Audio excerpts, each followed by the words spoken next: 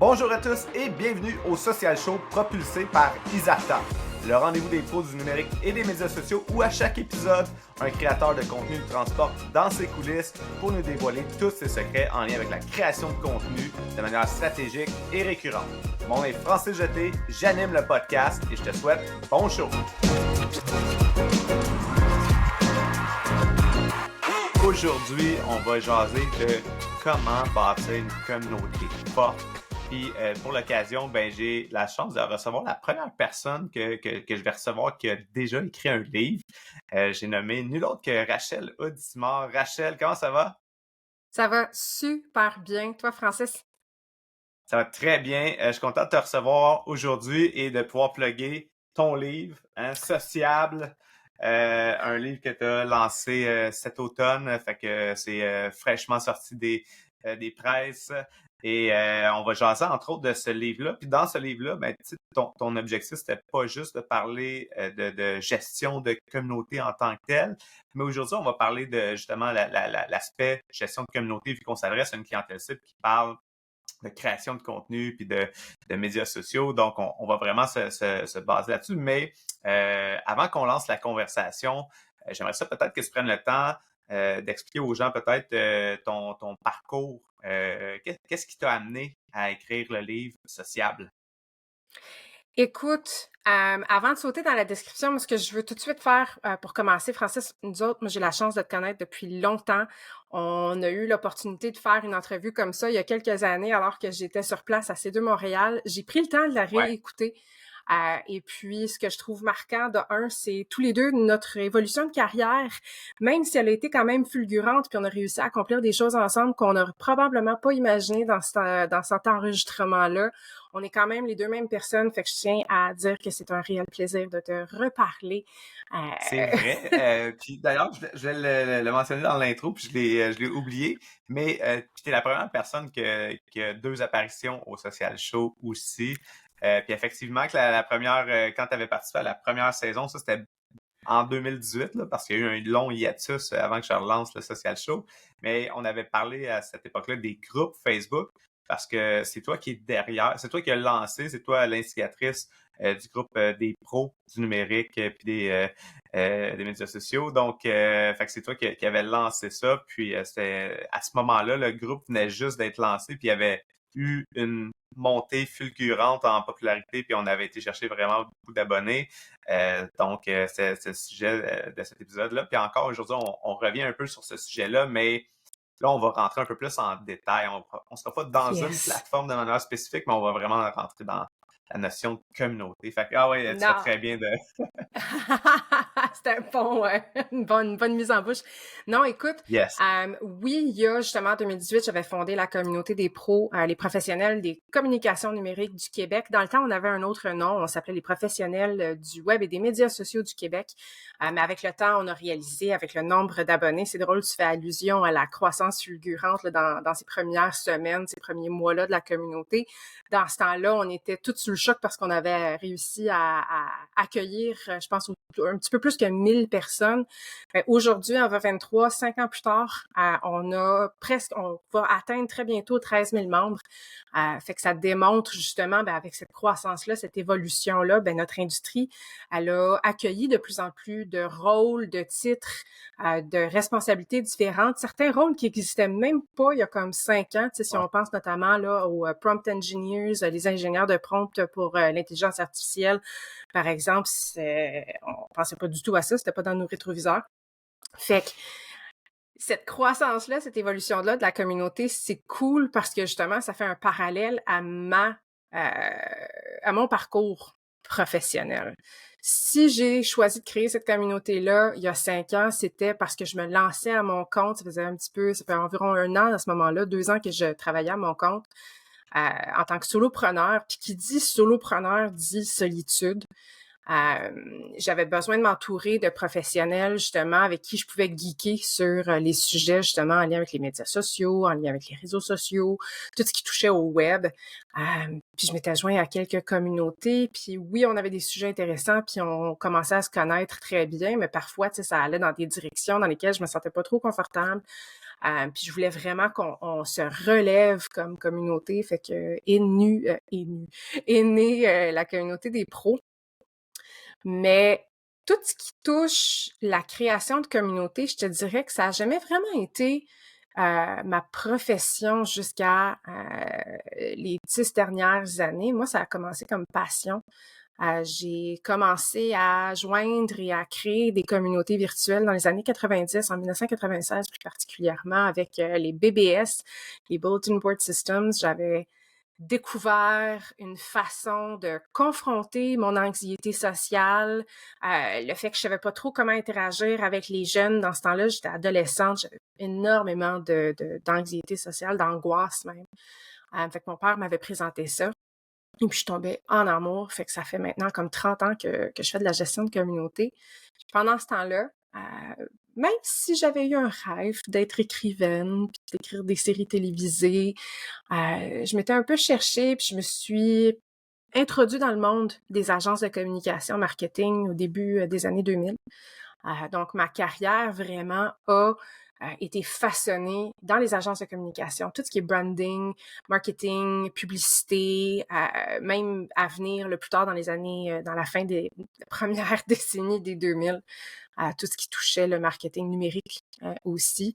Fait que c'est là où j'ai eu la chance, moi, de faire une fusion entre mes intérêts personnels qui étaient la communauté, les communautés en ligne, et puis cette bébite d'être stratège, quelqu'un qui a comme rôle de résoudre des enjeux particuliers. Puis moi, j'aimais résoudre les enjeux numériques et de communication et de culture. Puis c'est là où on en est rendu aujourd'hui. J'ai pas mal eu la chance de jouer des rôles à certains degrés, au bas de l'échelle jusqu'au haut de l'échelle. Aujourd'hui, je me concentre beaucoup plus sur le 30 000 pieds dans les airs, justement. Tu sais, c'est quoi les théories stratégiques? Qu'est-ce qui nous aide à définir une bonne solution? Puis de promouvoir l'idéologie de la communauté comme étant plus qu'un groupe de personnes qui se rejoignent en ligne, mais vraiment de regarder à l'intérieur de nos entreprises, de nos auditoires, de regarder auprès de nos consommateurs, de les voir comme des communautés vivantes avec plein de sous-groupes différents et d'en être les responsables, dans le fond. Ça fait comme le grand tour. C'est un excellent résumé. Puis d'ailleurs, c'est ce que j'ai trouvé vraiment intéressant dans ton livre, c'est que il y a des sections où est-ce qu'on est un peu plus en train d'aller vraiment en profondeur dans le sujet, mais il y a des sections aussi où est-ce que justement tu racontes ton parcours, puis comment justement certains sujets ils ont comme éclos dans ta vie. Et fait que j'ai trouvé ça vraiment intéressant, la structure du livre, là, comment il y avait comme une portion storytelling, parce que entre autres, tu parles de storytelling dans le livre, mais tu as vraiment intégré cette notion-là par rapport à tes expériences à toi, puis comment ça a un impact sur tes apprentissages et donc qu'est-ce que tu nous partages dans le livre. Fait que ça, c'est vraiment intéressant en termes de structure. J'avais trouvé ça vraiment cool. Mais sinon, peux-tu nous parler du livre qui est justement pas axé uniquement sur la stratégie numérique et gestion de communauté, mais qui s'adresse peut-être un peu plus aux employeurs, entre autres? Ben c'est ça, mon intention en créant, en écrivant Sociable, donc la prémisse, c'est que je vous présente comment bâtir des cultures d'entreprise qui sont fortes dans un monde où on a des gens qui travaillent au bureau et des gens qui travaillent derrière des écrans. La raison pourquoi je voulais faire ça, puis pas écrire un livre sur les médias sociaux, qui, je le sais, en a surpris quand même pas mal dans ma gang. De un, c'est parce qu'il y en a assez, puis ça bouge tellement vite, puis ça évolue tellement rapidement, les médias sociaux ou les réseaux sociaux, que je voulais pas rajouter au bruit. L'opportunité que moi j'avais vue, c'était avec cette réalité qu'on vit, surtout dans les dernières années, où il y a de plus en plus de gens qui travaillent de la maison, qui vont travailler même de différents pays, si on parle des nomades numériques. Il y a de plus en plus d'entrepreneurs qui se sentaient un petit peu perdus, qui me disaient « Ah ouais, mais tu sais, c'est bien beau d'avoir une culture marque employeur forte là, quand j'ai ma gang au bureau, puis je suis capable de faire des parties, puis des rassemblements, puis de leur parler, puis de voir comme leur état de santé juste de leur posture ou de leur langage corporel, mais maintenant qu'ils travaillent comme de la maison, puis je les vois sur un petit écran, peut-être un petit carré Zoom une fois par semaine, j'ai plus l'impression d'avoir une culture dans mon entreprise. Fait que moi, c'est là où j'ai fait comme, ben attends une minute. Les communautés en ligne, par définition, c'est des gens qui se rassemblent d'un peu partout dans le monde derrière des écrans. Puis pourtant, on est très bien capable de créer des cultures. Puis une culture, à la fin de la journée, c'est quoi? Ben, c'est des ingrédients vraiment spécifiques qui font rapport à les relations que les membres dans ta communauté vont entretenir, non seulement entre eux, mais aussi avec la marque ou l'organisme. Il y a les expériences qu'on offre aux individus dans nos communautés.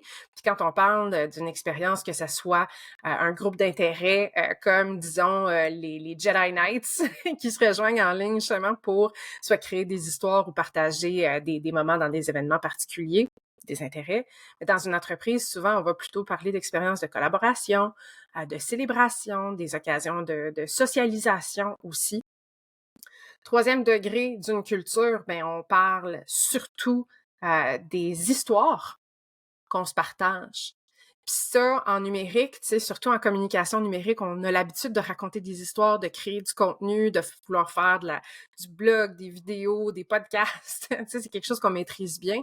Mais dans une entreprise, de quoi ça a l'air, justement, ces histoires-là? Comment est-ce qu'on peut choisir quelles histoires on veut raconter à notre gang pour qu'ils se sentent un sentiment d'appartenance envers nous et de façon à vraiment bien communiquer, véhiculer nos valeurs, surtout quand on n'a peut-être pas la chance de le faire dans la cuisine en disant « Hey, chez nous, on croit à l'environnement, voici notre bac de recyclage, de poubelles puis de compost. » Tu sais, on les voit moins, c'est moins tangible.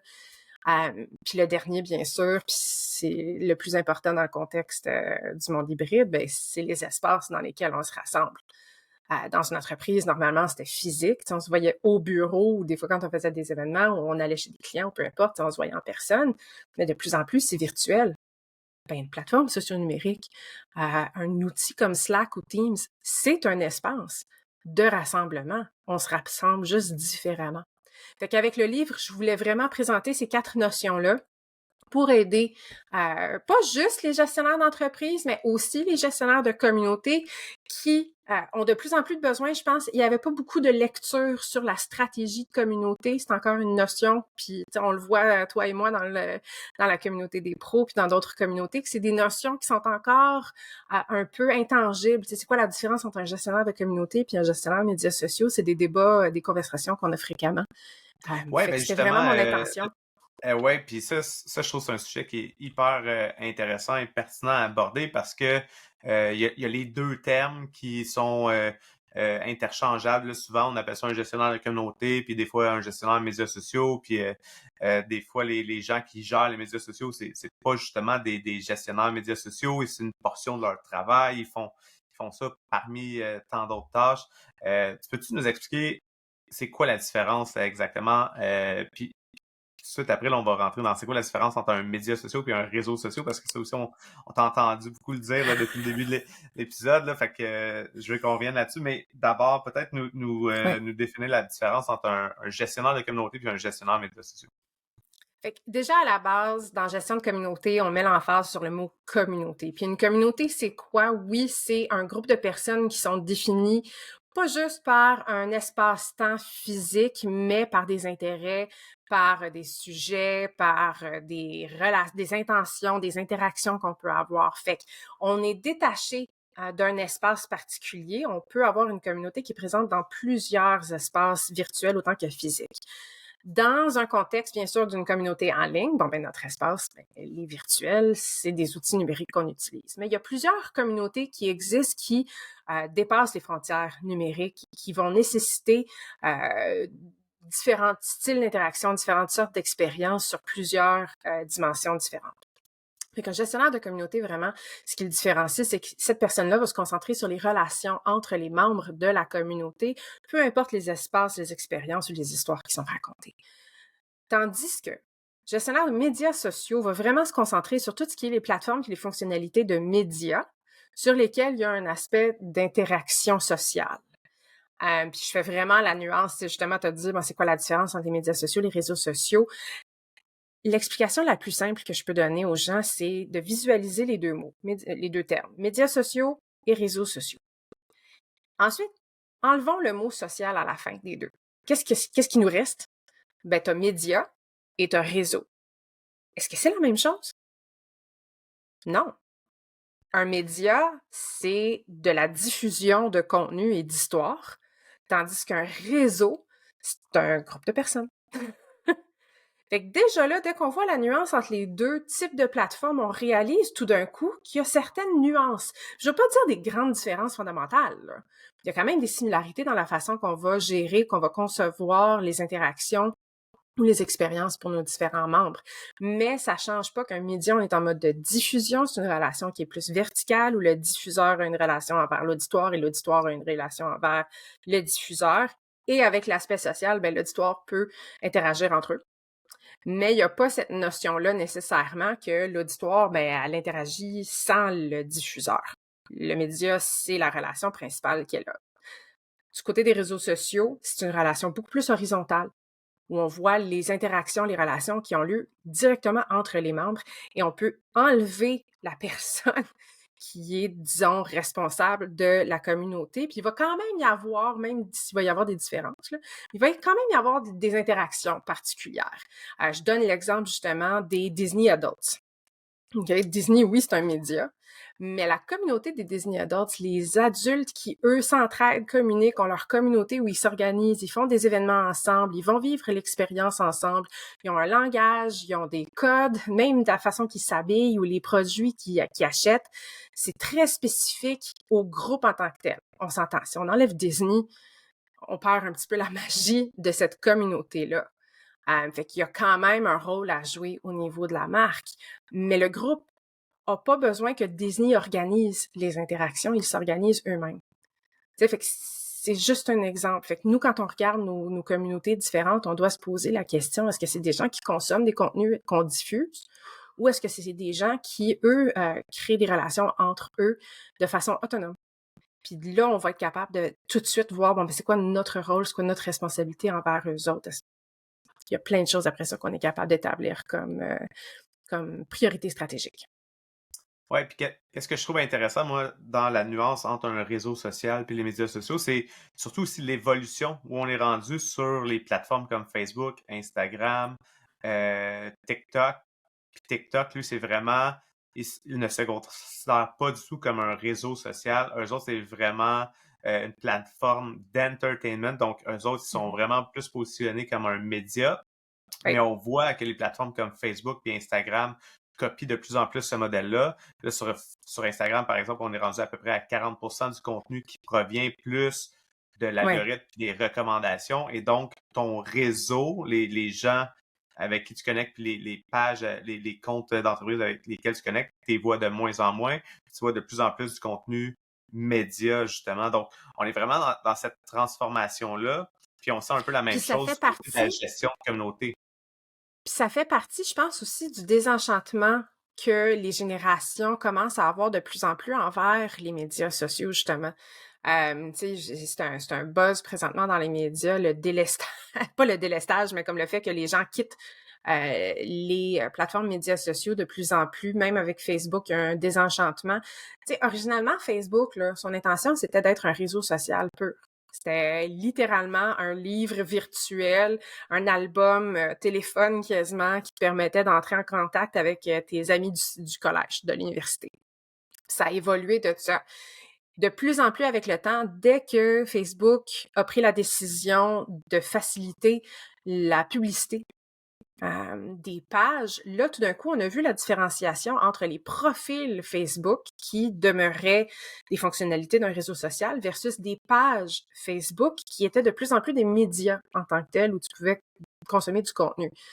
C'est vraiment là, ce moment-là, je pense que c'est en 2009 où la publicité elle a été permise sur Facebook, qu'on a vu, je pense, ce changement-là. Il y a eu l'engouement des publicitaires, dont moi, qui sont sautés sur ces occasions-là, d'aller raconter des histoires en ayant l'habitude de la philosophie du 1 degré de séparation que les réseaux sociaux nous permettaient. Mais vu qu'on était des marques, on n'était pas des êtres humains, nos auditoires, eux autres, s'attendaient à avoir des interactions de notre part au même degré que les profils de leurs amis. Mais plusieurs d'entre nous, on n'avait pas le droit d'agir comme des êtres humains. On était des marques, on avait des processus, on avait des grilles décisionnelles qui devaient nous permettre d'interagir d'une façon ou d'une autre avec les gens sur nos pages. Puis je pense qu'avec justement le rôle de gestion des médias sociaux qui a pris de plus en plus une posture de créateur de contenu, on a comme perdu l'art de la socialisation sur les plateformes socio-numériques dans un contexte marketing. Fait que je vois vraiment là ce manque-là qu'on a pour l'aspect plus réseau social, puis le désenchantement avec les fonctionnalités plus médias sociaux. Même si on adore être diverti, puis on adore pouvoir interagir, c'est pas pour rien que TikTok est énorme, là. On aime interagir avec nos créateurs, puis les gens qui nous divertissent, mais on a soif d'interaction de plus en plus humaine sur ces plateformes-là. Puis, si tu prends le temps d'écouter le podcast, c'est la preuve que tu aimes ça apprendre et que tu peux améliorer ta création de contenu et tes résultats. Mais si je te disais que tu peux aller encore plus en profondeur sur l'optimisation de ton contenu sur certaines plateformes, serais-tu curieux de savoir comment? C'est simple, tu as juste à te rendre sur le site d'Isarta pour consulter les sujets de formation que je donne en lien avec les médias sociaux. TikTok, la publicité Facebook, Instagram, LinkedIn, peu importe la plateforme sur laquelle tu aimerais ça en apprendre davantage, j'ai sûrement une formation sur le sujet. Tu aimerais développer ton propre podcast, j'ai aussi une formation là-dessus.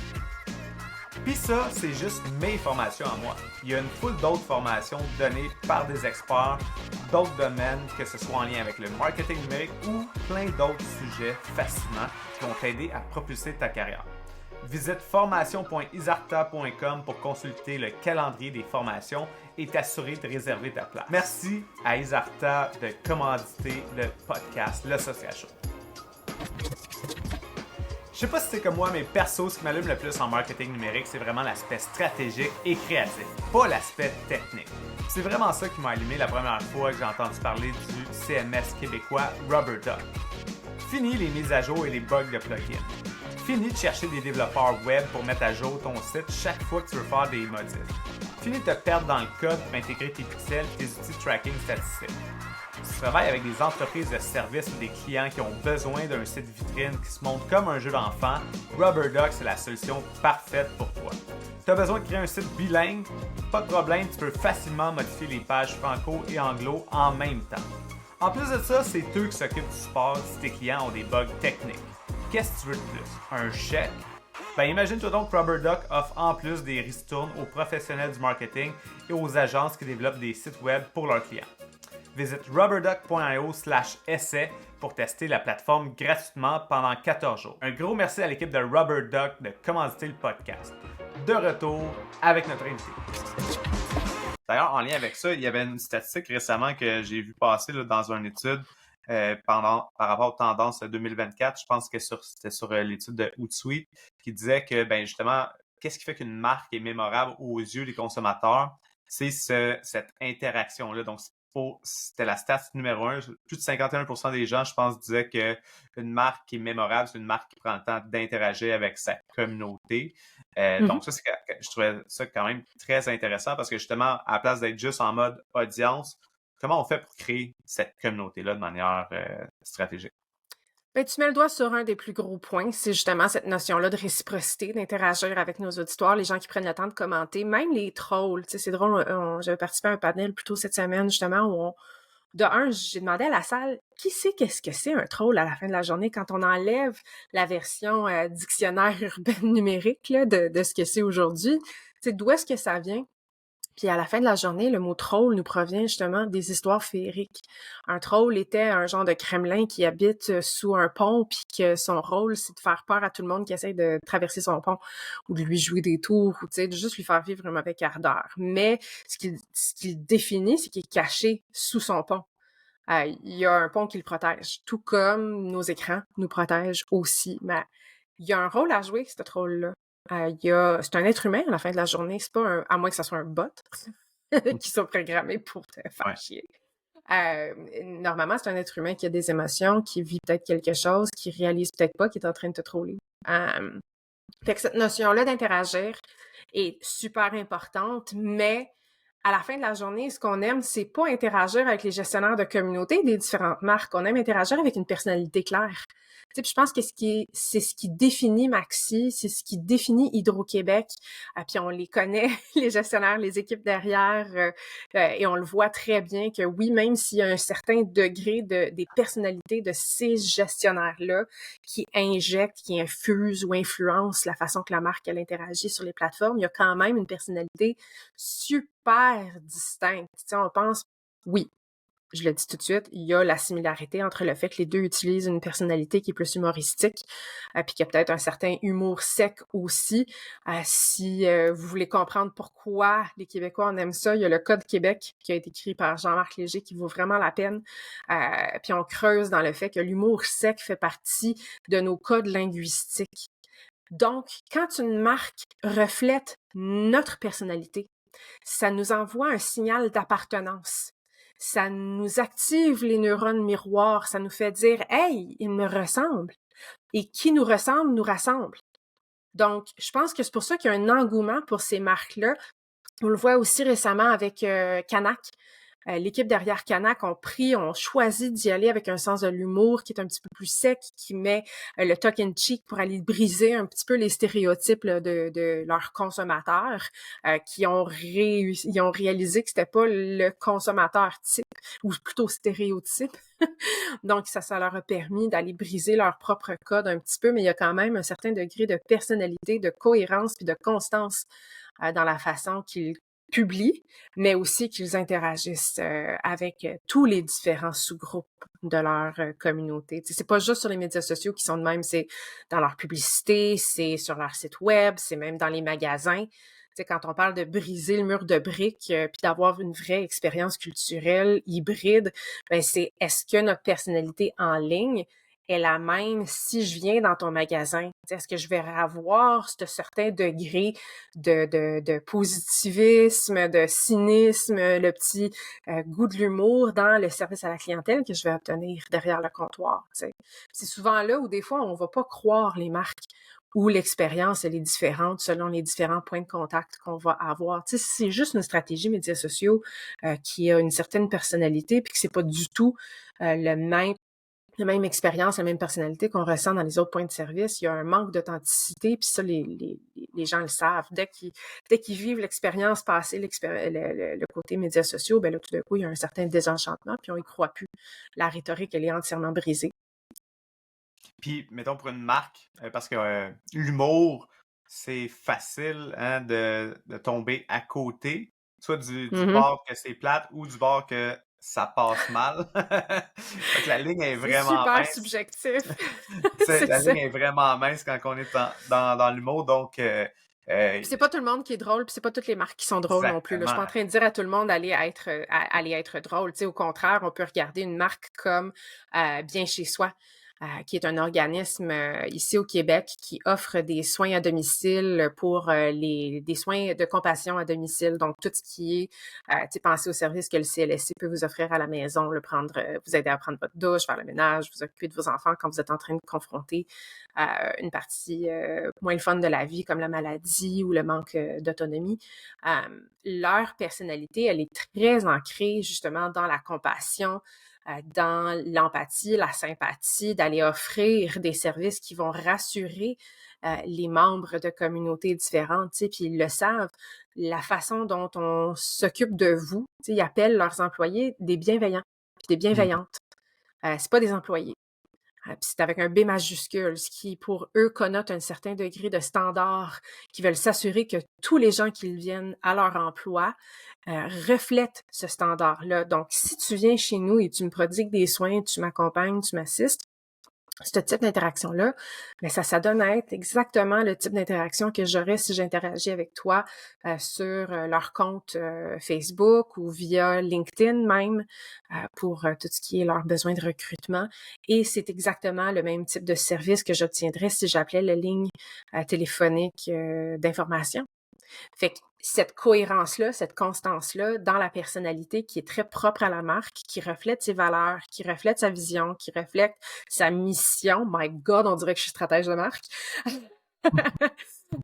C'est ce qui permet justement d'avoir un sentiment d'authenticité puis de crédibilité. C'est ça, l'authenticité. Sincèrement, c'est la constance, la cohérence à travers toutes les façons qu'une personne peut interagir avec toi.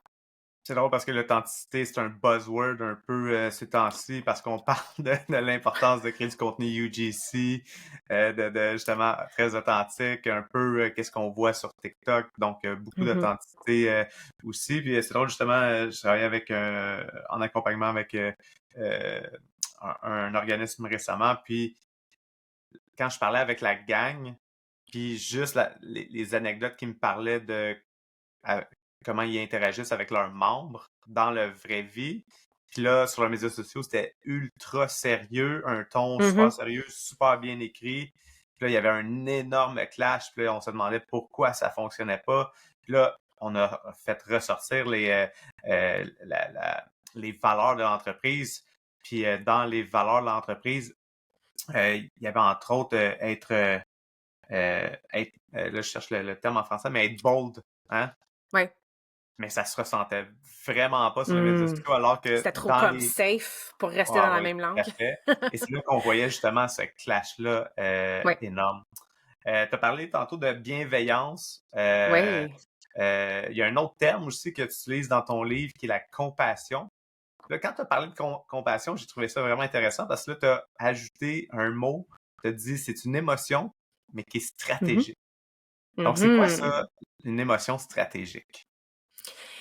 Écoute, déjà pour commencer, je veux adresser pourquoi je parle de compassion dans un livre qui parle de culture, parce que je sais que ça a été le sourcillage le plus fréquent des gens, puis c'est aussi le point où il y a le plus de débats, et ça, j'adore. On parlait de mon parcours tantôt, et puis effectivement, moi, j'ai pas fait j'ai pas passé de temps sur les bancs d'école dans les universités. J'ai arrêté mon éducation au cégep, mais j'ai toujours une fascination pour les spécialisations comme la sociologie, l'anthropologie, la théologie même. Et puis, en stratégie, peu importe qu'on fasse une stratégie de marque ou qu'on fasse une stratégie numérique, on ramenait toujours cette notion-là d'empathie, d'empathie, d'empathie, d'empathie, d'empathie. Et puis, moi, de ce que j'avais toujours appris dans mes cours, au cégep, ce que j'avais appris dans la culture populaire, dans mes lectures, moi, je suis weird, hein? Je lis beaucoup de livres universitaires, même si je suis pas à l'université. Je trouve ça fascinant, tout ce qui est la théorie des émotions. Et puis, ce que je vivais dans mon quotidien différenciait énormément de ce que je lisais dans ces livres-là. Notamment, le mot compassion était très souvent interchangé avec les mots empathie et sympathie. Puis pour moi, c'était trois choses très différentes. Puis je voulais vraiment prendre le temps. En tant que stratège, notre rôle, comme j'ai dit tantôt, c'est de trouver les bonnes solutions aux enjeux qui nous sont présentés, que ce soit des enjeux de communication, de marketing, de brand, peu importe. Et la compassion, de la façon que moi, je l'avais appris en lisant justement la théorie des émotions de Martha C. Nussbaum en lisant les recherches de plusieurs chercheuses super plus intelligentes que moi, comme Clara Strauss. La compassion était présentée justement comme étant une série de compétences. Et ça, je trouvais ça fascinant. Parce qu'une fois que tu commences à comprendre que la compassion, qui dans le fond, c'est quoi? C'est notre capacité à recevoir le besoin de l'autre et de vouloir transformer ça à travers notre intention, nos motivations, dans une solution qui répond directement aux problèmes de la personne. Okay? Des fois, la solution, c'est simplement de partager ou de faire réciprocité de leurs émotions. Parfois, c'est juste ça. Parfois, c'est de vraiment mettre en place un programme ou d'investir une somme d'argent pour X, Y, Z cause. Mais à chaque fois que je parlais de compassion aux gens, ils se butaient à moi puis ils se disaient « Mais voyons, Rachel, la pitié, ça n'a pas sa place en strat. » Puis là, j'étais comme « De quoi tu parles, la pitié? Depuis quand qu'on... » La compassion, c'est pas un synonyme de pitié. La pitié peut être un outcome de la compassion selon la personne à qui on parle. Mais en stratégie, notre rôle est naturellement, une fois que tu comprends que la compassion se comporte en trois différentes catégories de compétences. La première étant la réception. notre capacité à recevoir les signaux, les besoins, les problèmes des autres. Des fois, ça peut être aussi simple que l'écoute. D'autres fois, ça va être notre capacité justement à avoir une rencontre. Mais est-ce qu'on est en position de pouvoir reconnaître le problème de l'autre? Deuxième élément sous ça, on va parler d'empathie et de sympathie. Puis même l'empathie et la sympathie sont souvent mélangés l'un pour l'autre, ou ils vont être remplacés comme synonymes.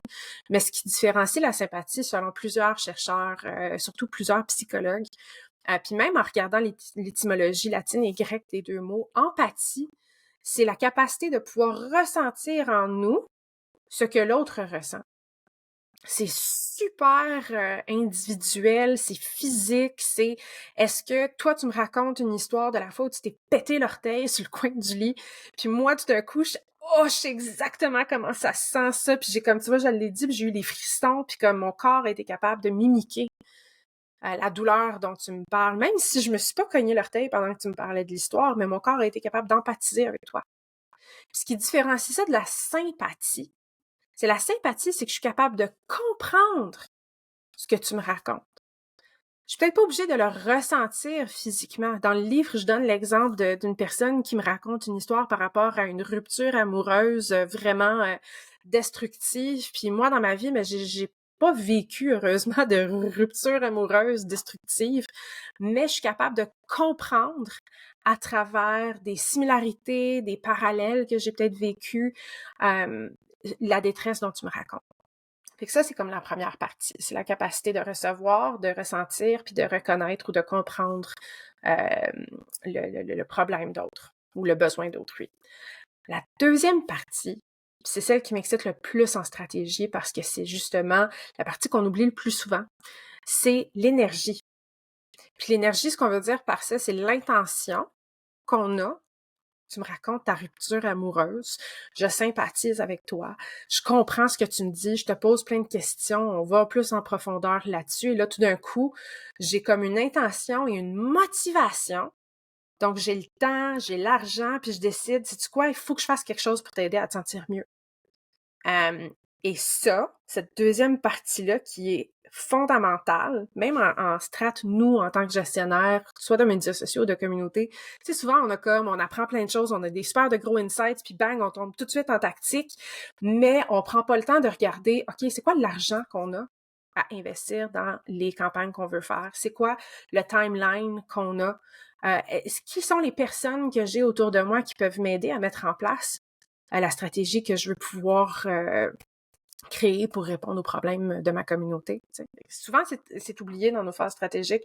Fait que déjà ça, c'est comme, mettons plus de temps, nous, en tant que stratège, en tant que gestionnaire, à vraiment bien définir c'est quoi nos intentions, puis c'est quoi nos motivations. L'autre chose, c'est que des fois, tu l'as le temps. Des fois, tu l'as l'argent pour pouvoir tout mettre en place, des super de belles initiatives.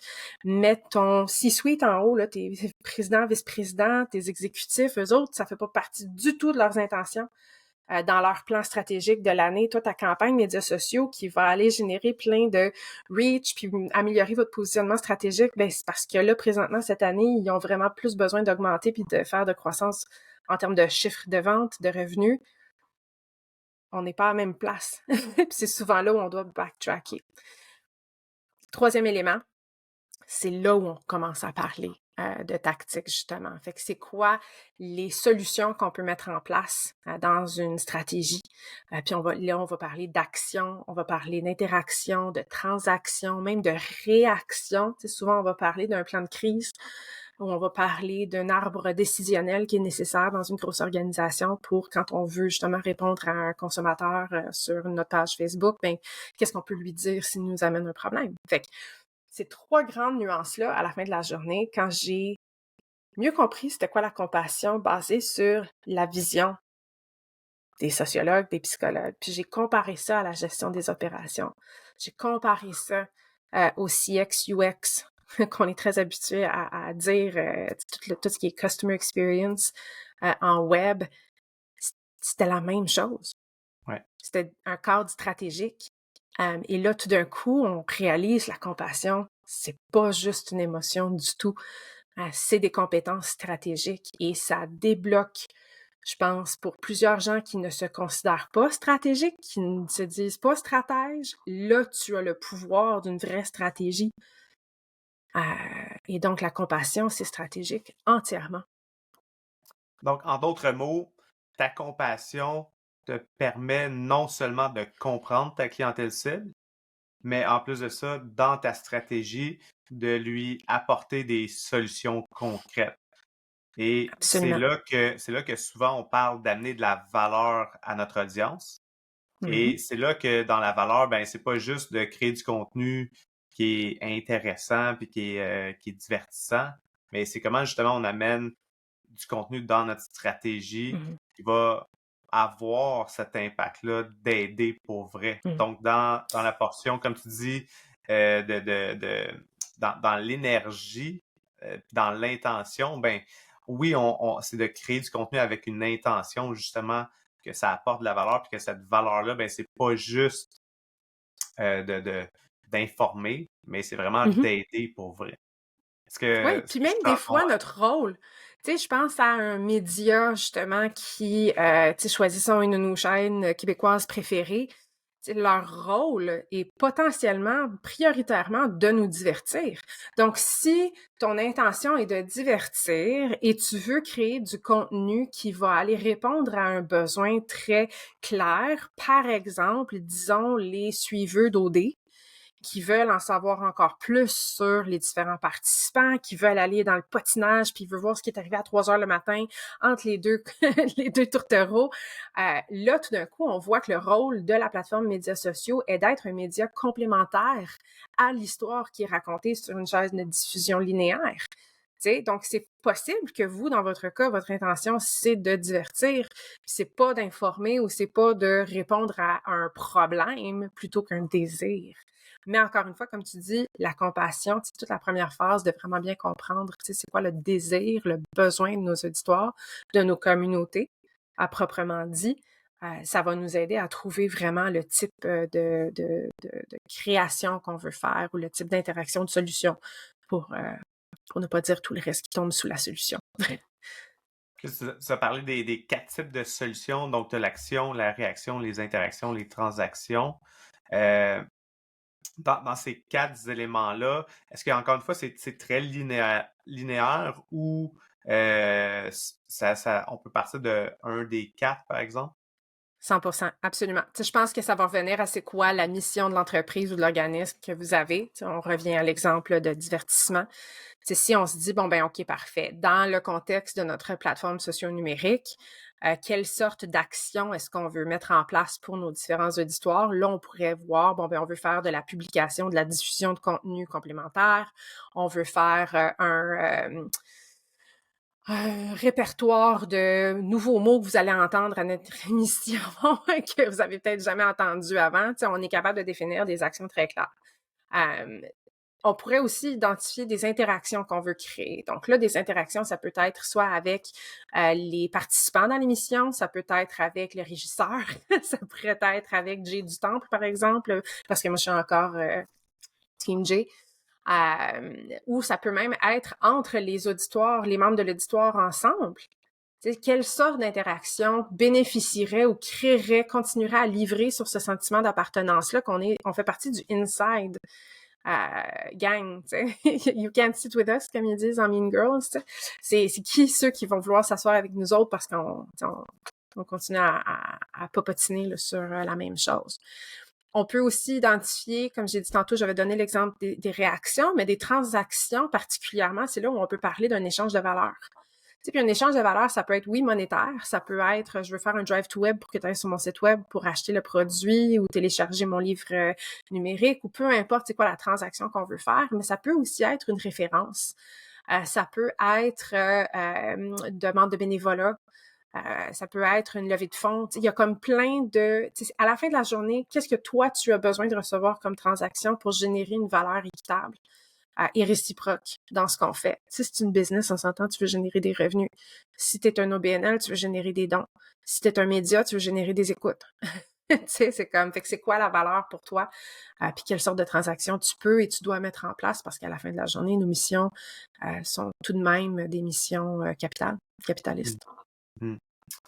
Euh, Puis, dans ton livre, un autre aspect que tu abordes que je trouve vraiment intéressant, c'est toute la notion de leadership.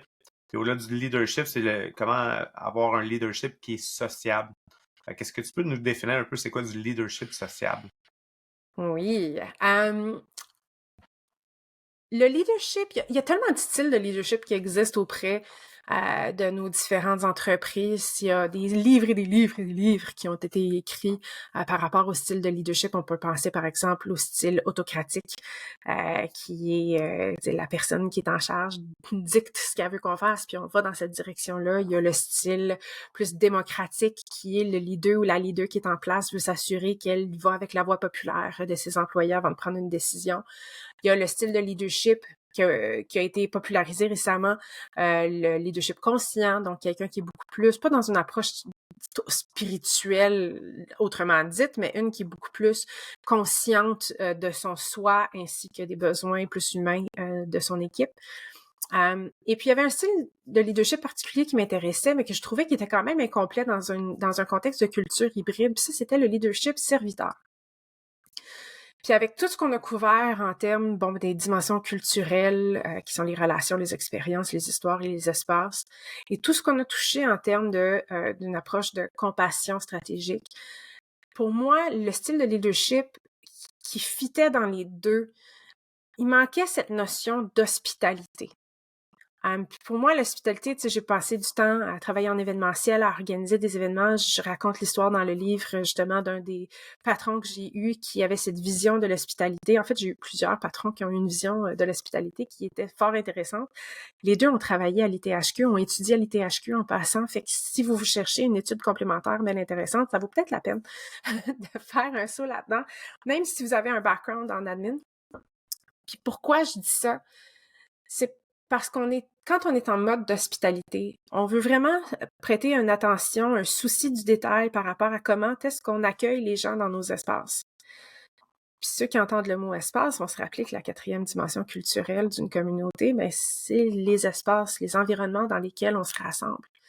Donc, dans un contexte numérique, si on voit nos plateformes socio-numériques, nos plateformes web, tous les outils numériques qu'on utilise comme étant des espaces à proprement dit, tout d'un coup, on voit qu'il y a une certaine responsabilité qu'on doit avoir pour créer des espaces, créer des expériences dans ces espaces-là, de diffuser les histoires dans ces espaces-là, puis de créer les relations entre nos employés dans ces espaces-là, qui vont créer cette culture forte.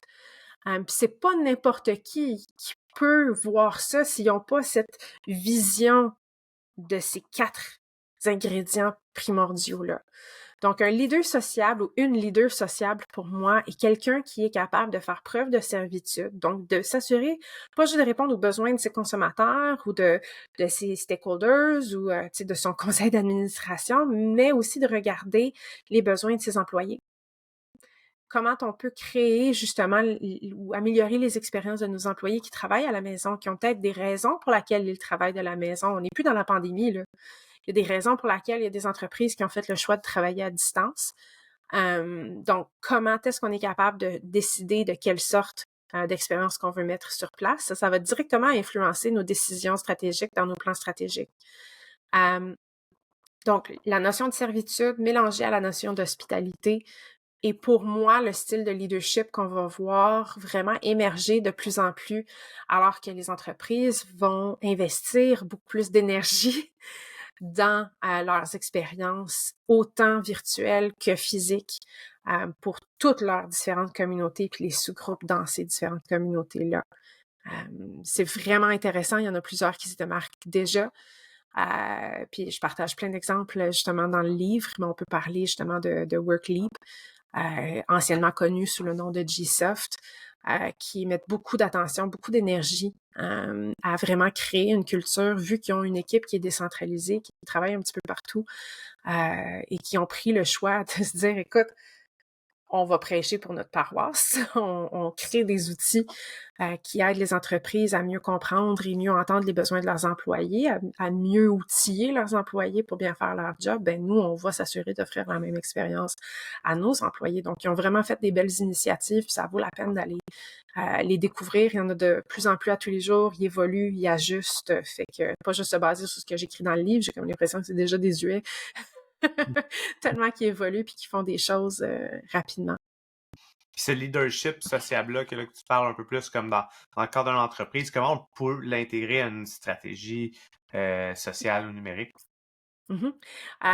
C'est tellement une bonne question parce que même dans le livre, je m'assure de vraiment bien dire qu'un leadership sociable n'est pas nécessairement juste la personne à la tête d'une entreprise qui peut en faire preuve.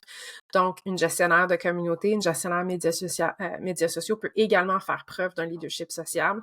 Encore une fois, en mettant son énergie à bien comprendre, bien identifier, bien résoudre les enjeux de ces communautés en tant que telles, définir des actions, des solutions qui vont bien répondre à ces problèmes-là, puis qui vont être les responsables de ces environnements, des responsables de ces êtres humains-là, dans le fond, qui sont... Tu sais, c'est un privilège d'avoir des gens qui viennent et qui disent « Oui, on veut faire partie de ta communauté. » Même dans le groupe des pros, c'est un réel privilège, les gens qui décident « Oui, OK, il y a la notion de curiosité, puis c'est super égoïste quand tu commences, puis tu joins une certaine communauté en tant que telle. » Mais après ça, il y a toute la notion de, ben, ils vont rester.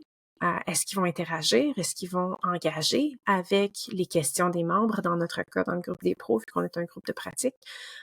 Mais pour une entreprise, là, on va parler de rétention, on va parler de cycle de vie de l'employé. Et dans une communauté, c'est vraiment ça qu'on va regarder, c'est l'engagement.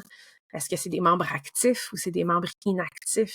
Puis même là, il y a un certain degré de compréhension qu'il faut qu'on aille par rapport aux différents types d'engagement des membres. Tu sais, mais il y a plein de membres du groupe des pros qui ne sont pas nécessairement actifs dans les commentaires ou qui ne vont pas nécessairement aller liker ou partager les publications qui sont partagées dans le groupe, mais qui viennent à des événements, qui se présentent à moi, dire « Hey, je suis un membre silencieux, mais je suis super actif puis j'en apprends tellement. » Tu sais, et d'apprendre, pour moi, c'est un taux d'engagement. Il est plus difficile à mesurer, mais il existe, puis pour ça, il faut sortir de derrière l'écran pour pouvoir bien le mesurer, bien le capter. Fait que ça aussi, c'est quelque chose qu'un leader social va garder en tête quand il est en train de mesurer justement le succès de ses initiatives, c'est de dire, OK, ben plus loin que juste les mesures qu'on est capable de prendre de façon numérique, tu sais, quelles sont les autres façons qu'on est capable d'aller mesurer l'engagement de nos différentes communautés. Mm. Ça, je donne plein de façons de le mesurer aussi dans le livre. Là. Je vous laisse pas tout seul. Comment on fait justement comme quand on est aux prises avec une communauté qui a un très faible niveau d'engagement, ça serait quoi, mettons, tes conseils rapides là, pour améliorer ce niveau d'engagement-là? Ouais. Tu sais, c'est pas facile. Puis c'est là où moi, je vais faire mon propre coming out, là, de dire pour toutes les communautés à succès que j'ai, j'en ai 10 qui sont horribles puis qui ont aucun engagement. Tu sais, je pense que là-dedans, oui, il y a 50% de stratégie puis il y a 50% de magie. Il y a, de un, quand tu as une communauté qui est inactive, il y a plein de questions qu'il faut qu'on se pose. De un, c'est d'aller voir, bon, ben, est-ce que les actions qu'on a créées ou les types de contenus qu'on partage répondent directement aux gens qui sont là. De deux, on peut même se demander qu'est-ce que ces gens font là? Pourquoi ils sont venus? Quelle était la promesse qu'on leur a faite? Ou peut-être on est vraiment dans les mots anglais aujourd'hui, toi et moi, mais le expectation, quelles étaient les attentes que ces gens-là avaient quand ils sont venus vers moi et est-ce que j'ai peut-être pas atteint leurs attentes? Hein? Il y a peut-être ce bris-là entre ce que la personne s'attendait et ce que la personne a reçu. Il y a la notion, comme j'ai dit, qu'il y a différents types d'engagement.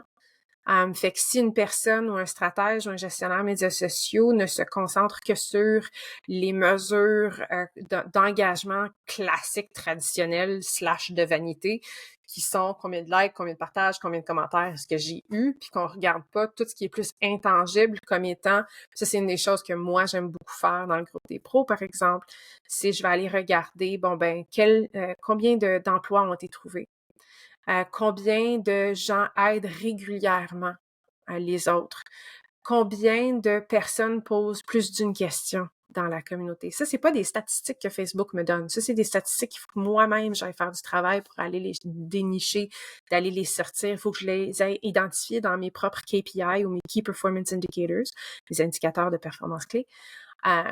Et c'est beaucoup plus subjectif. Fait que ça nécessite de faire plus de la ethnographie, qui est vraiment d'aller lire les commentaires, les reviews sur les plateformes médias sociaux en tant que tel ou dans le groupe en tant que tel. C'est quoi le sentiment?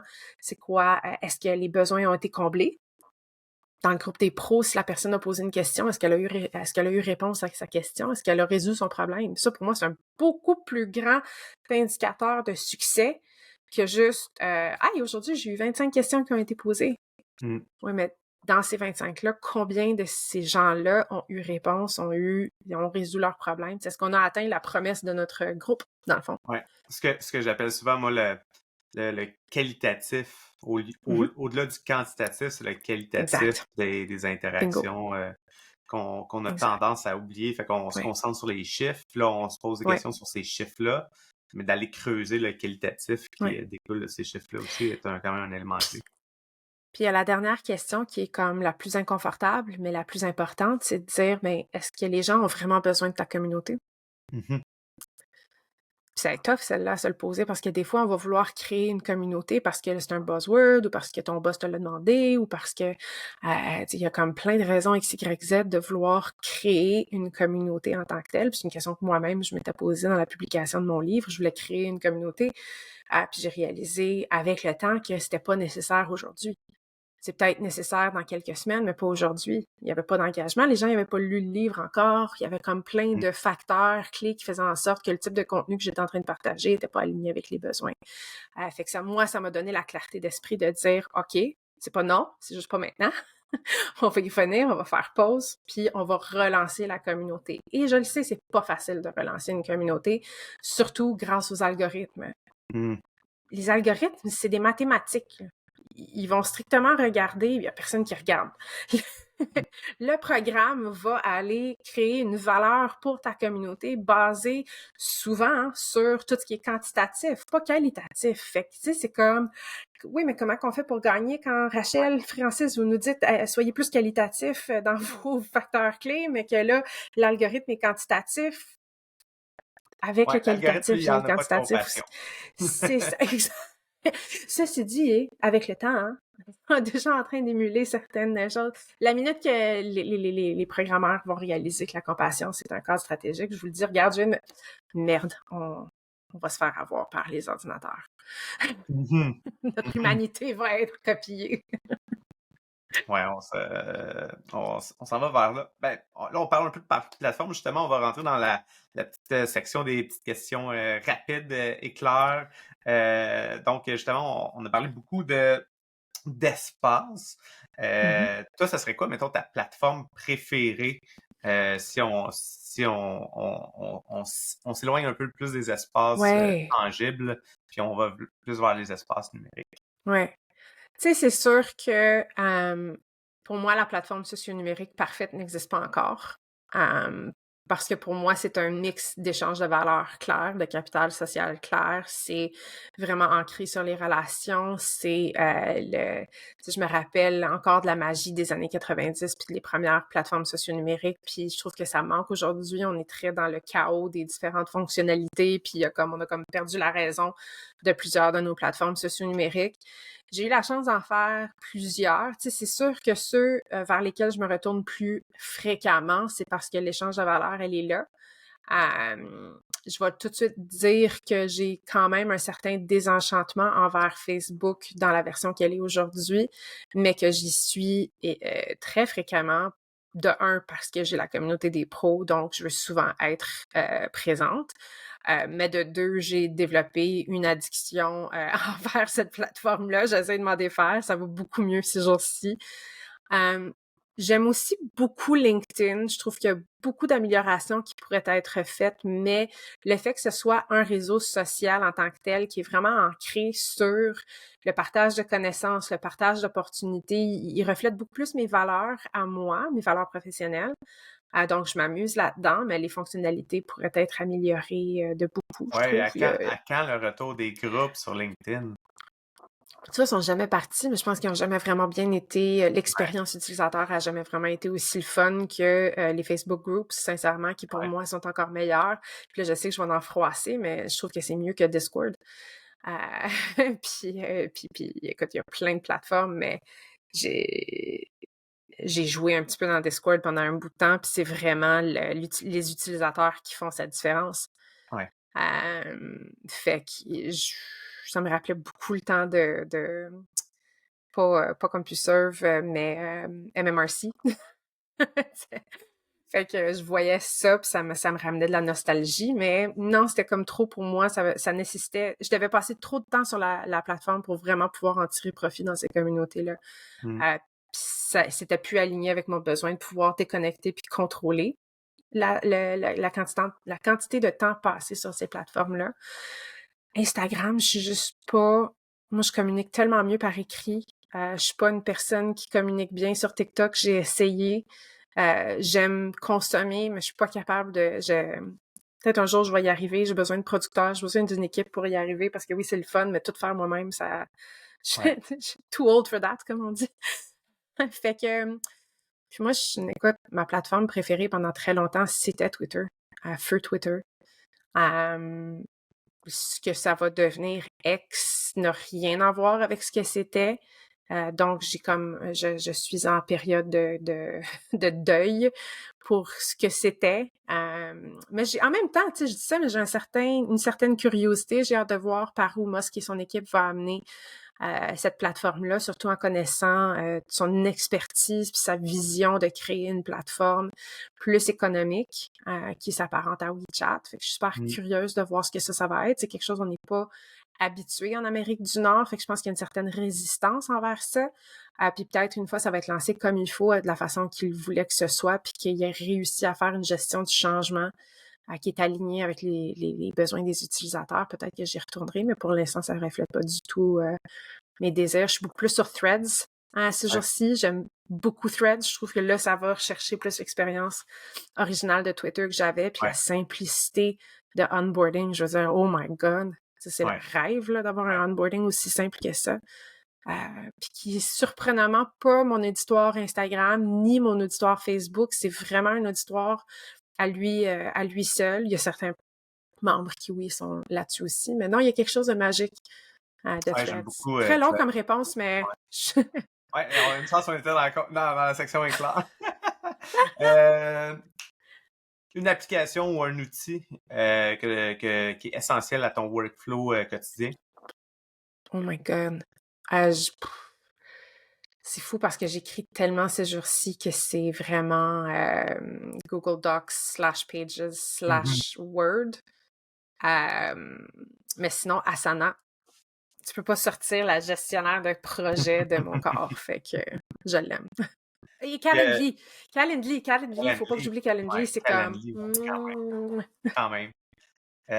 Puis si je te demandais, ça serait qui ton créateur préféré? Oh, wow!